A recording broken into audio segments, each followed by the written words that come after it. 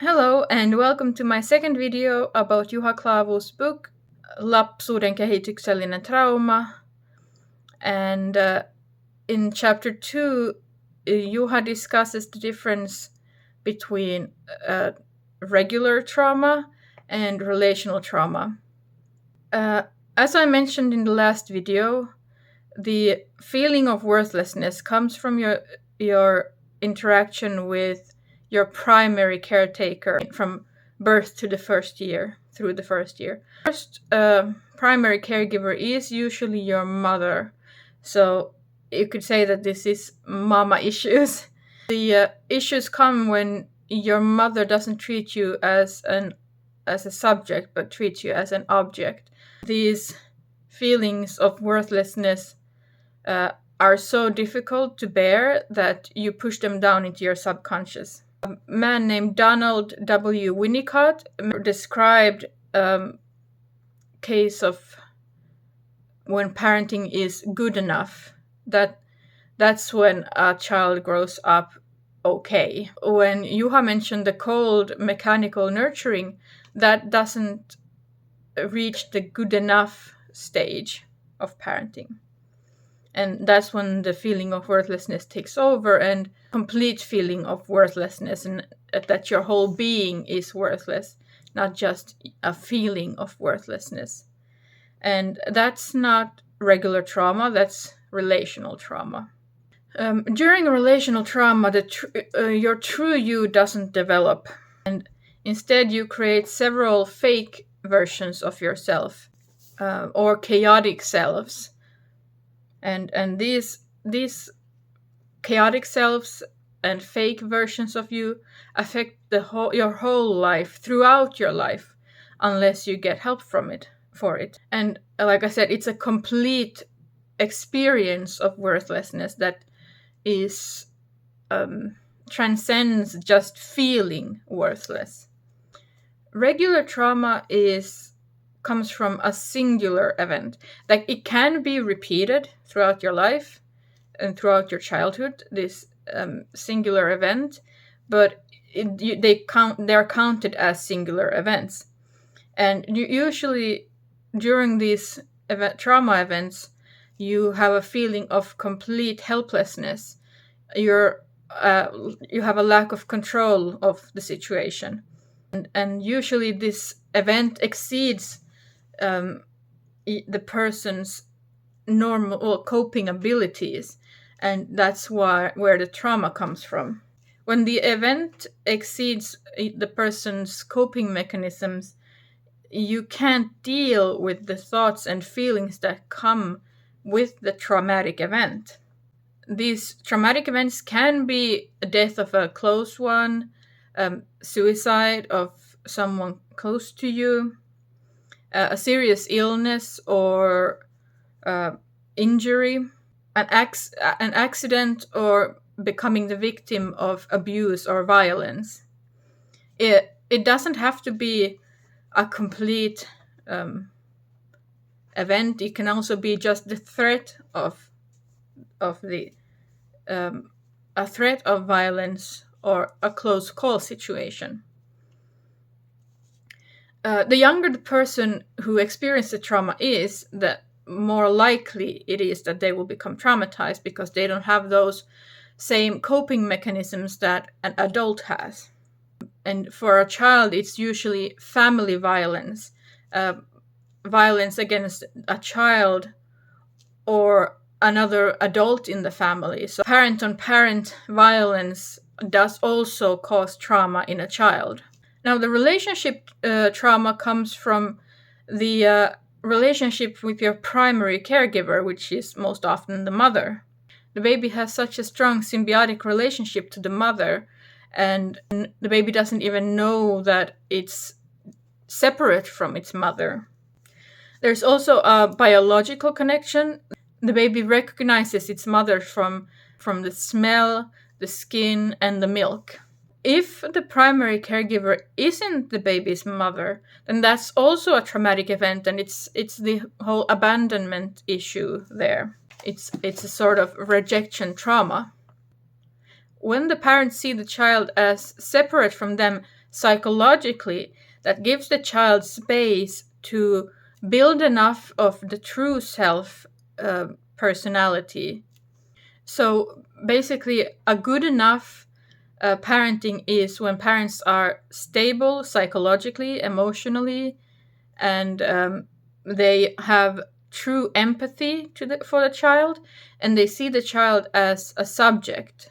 Now, some people claim that relational trauma happens when a child is in need and the parent isn't there, but that's not only the only case where relational trauma. That's a bit simplified. True relational trauma is deeper, and it's more the mechanical and cold treatment of the child, as mentioned before. Juha Klavu emphasizes this part, that it's the cold mechanical treatment and objectifying of the child that causes relational trauma, because if we don't know what causes relational trauma, and they will never really get the treatment that they need to get over the trauma. And usually the people who suffer from relational trauma will blame themselves, and they will see that the parents were right in mistreating the child.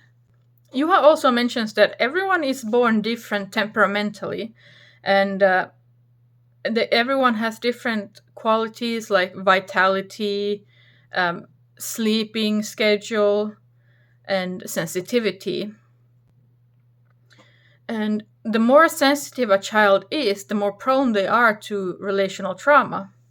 And he mentions that a gentle and sensitive child needs a gentle and sensitive parent. And I notice this in myself. I know that I am a highly sensitive individual, and high sensitivity is a personality trait. It's not illness or disability or anything like that. It is a personality trait that about 20-30% of most species on this earth have. And I'm going to talk about high sensitivity in a separate video later, because it is such an important topic to me. And it took a while for me to learn that I was highly sensitive. But that's going to be a whole different video. I'm going to just talk about relational trauma here. So Juha says that if a child's temperament is slow, while the mother's temperament is fast, that causes strife and annoyance, and sometimes even hate. It's the parents' responsibility to understand their child's temperament and needs, and to mold themselves and their actions and their caregiving to fit the child's temperament. It's very hard for a non-sensitive parent to understand a sensitive child, because they just can't put themselves in that category. They can't see from that side they just can't see from the child's perspective. And when a parent doesn't understand their sensitive child, that might lead to frustrations, and in the more extreme cases, even to abuse, because when they can't understand why a child, for example, is crying, or why the child isn't calming down. Also, back let's say when I grew up, we had a completely different idea of what was proper parenting, and many people would excuse, so to say, abuse or spanking by saying, well, I was spanked as a child and I didn't grow up bad.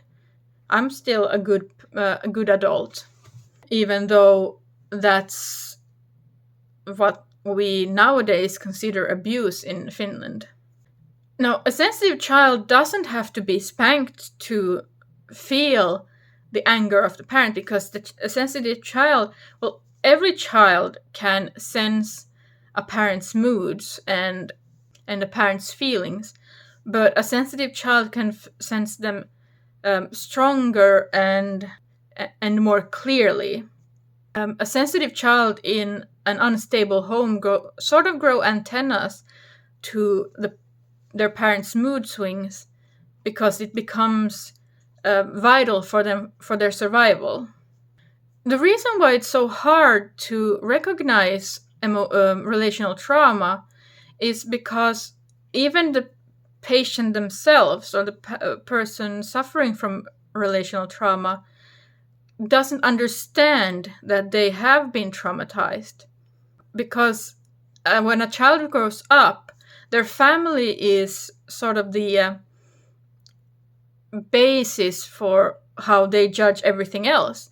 So if the family life is chaotic, then that will be their normal. On a subconscious and a conscious level, they will see that as normal and good, and what an average family looks like. And in this case, the child says or thinks that the problem is in them, because everyone else around them is normal, and they have to change to fit their parent, or in this case, the mother. In certain cases, the shall we say, the relational trauma is so strong or different that the child will be able to understand that, okay, this isn't right. On a subconscious and a conscious level, they will understand that this isn't the right way to be, but they don't understand why. So if someone were to ask them, what's wrong with your family, they would say, I'm not really sure. It's a mystery to me. But on the subconscious level, they would think, it's my fault. I'm the bad one. I am faulty, and I am a shameful being.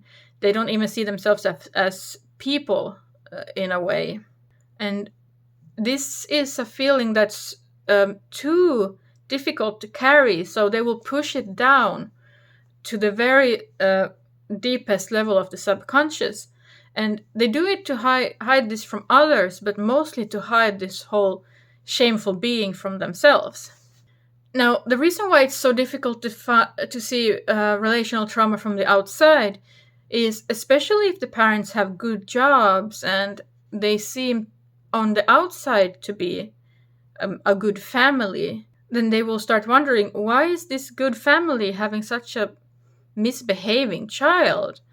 And they will also put the blame on the child. And in many cultures, and especially in the Finnish culture, we see it as a problem within the family, and it's not something we should, we shouldn't interfere in the inner workings of a family. It's their business. And I think that nowadays it's starting to change a bit. But when I grew up, it was definitely, that's their problem, and they'll deal with it if they'll deal with it. Because the child can't create a true self, it will usually gravitate toward one or two polarities, either the bad problem child or the good girl or good boy. And the problem child acts out the pain, and they are doing it to get attention, and it's a kind of cry for help that everything isn't fine. But instead they end up being seen as a black sheep or the scapegoat. Everything is their fault, they're the bad one. And they also become sort of the reason for all of society's ill. And people see it as that's the child's own fault. The child did this to themselves. Maybe they started doing drugs and hang out in bad company, and so people say, well, that's a bad child. On the other hand, the good girl or a good boy, they will always follow the rules of an authority figure. They will always do good in school or wherever they go. They will always be sort of perfect. And they will try to please any authority figure. And this causes them to never be their true selves, but instead always change their personality based on who they are trying to please. And this makes them feel subconsciously worthless and bad because they are not themselves. On the other hand, society looks at these children and praise the parents for a good job raising these children because it looks so good on the outside. And they don't see that the child is changing their personality to fit whoever they're trying to please, and they can't see that it feels bad for the child that they're never really praised for who they are. They feel like they can't show them their real true self to the outside in fear of being worthless and being ugly. But these feelings of worthlessness and the pain, it still is growing inside of them. And so they try to find ways to control this pain. And usually the method of control is by causing themselves physical harm. And that this comes with cutting themselves so that the pain they feel from the physical wound, it dulls the psychological mental wound for a while, and so they get really into this. Another way is to control their body, how much they eat, how much they work out, and try to control their weight as a way to at least control something about who they are themselves.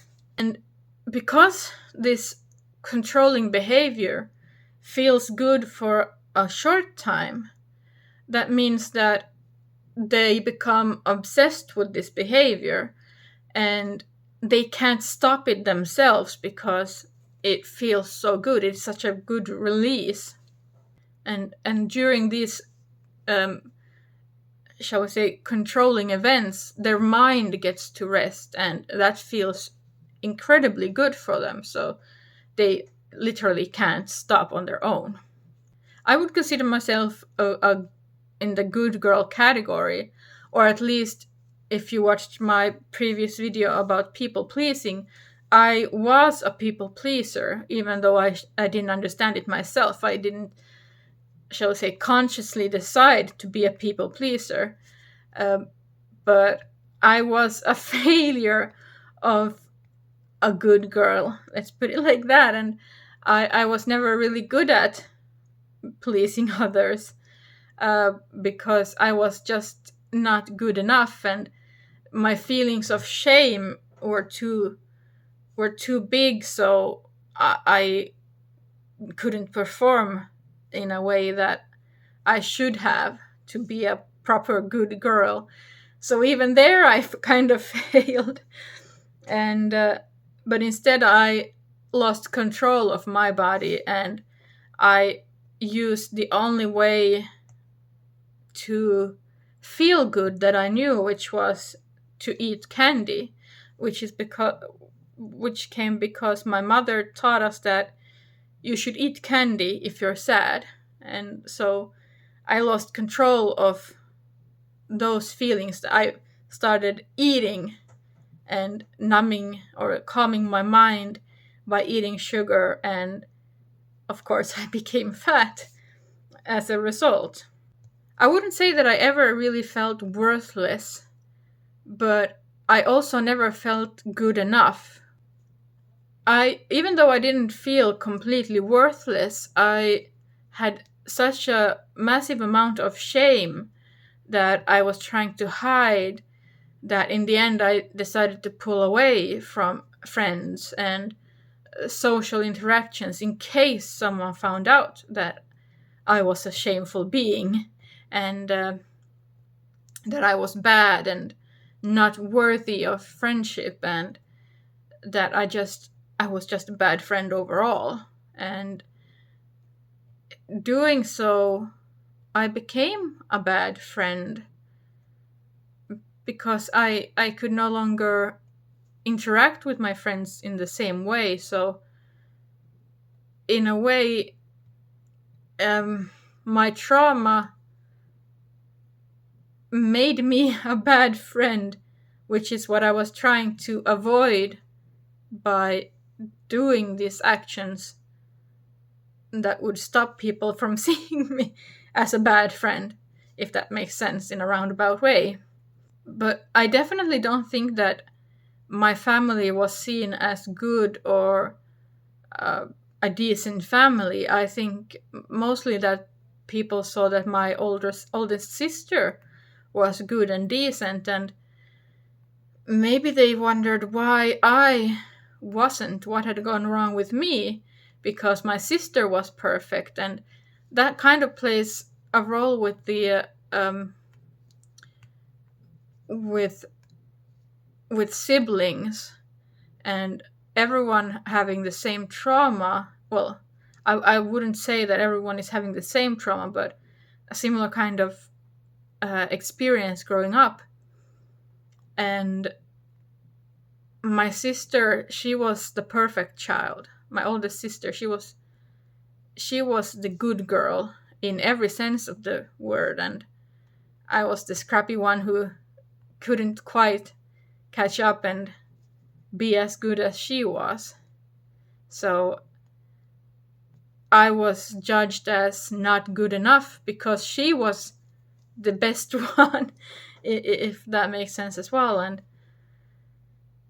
it's difficult in any situation. Like, either you're the best older sibling and you feel like you have to perform in a way to where everyone will see how good you are, or you're the younger one who fails to live up to the oldest sibling's perfection, and you sort of become the problem child, even though you're trying to be the good child.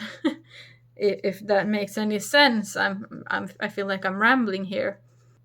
The dynamic was very, very difficult, and it caused me to hate my oldest sister a lot, because she was always the perfect one, and I would never be able to live up to those expectations, and feeling of always being bad, always never being good enough, and for anyone. I was never loved by anyone, and my oldest sister, she was loved by everyone. She was always exactly the perfect person to the right authority figure. So she was always perfect, even when she, in my eyes, was completely flawed. I'm not going to speculate on if she has trauma or not. That's not my job, really, and I can only talk about my own trauma. But that's how I grew up, looking at the situation, competing with a perfect sister. But yeah, that was the second chapter of Juha Klaavo's book. In the next chapter, he talks more deeply about the different aspects of shame, the worthlessness, and the guilt. And he's going to talk more deeply about them and maybe give examples about them and so. And next video I'm going to make is my weight loss video. But if you're not interested in that aspect, then hopefully on the next weekend, I will have the next part out. And I'm going to do my best to stick to the schedule. I'm a bit late, and I apologize for that. The autumn sleepiness has really hit me hard, and I've been sleeping all day long for several days, so I apologize for that. And but yeah, thank you for stopping by and watching my video. And if you feel like discussing your own trauma, then do feel free to write them down in my comment chat. Sometimes it's easy, or well, sometimes it feels good to get it out and just, you know, get it out into the universe, and it's no longer just something you have to carry alone. I'm not a therapist, so I can't help you in dealing with your trauma, but I think the first step is to just get it out. So if you feel like telling your trauma, then you can do so in my comment section. Don't feel forced to do so. There is absolutely no need to do it if you don't feel ready, or you don't feel that this is the right place to do it. But yeah, I want to thank you for being here, and hopefully I'll see you in the next video. Okay, bye. Thank you. I love you. Bye.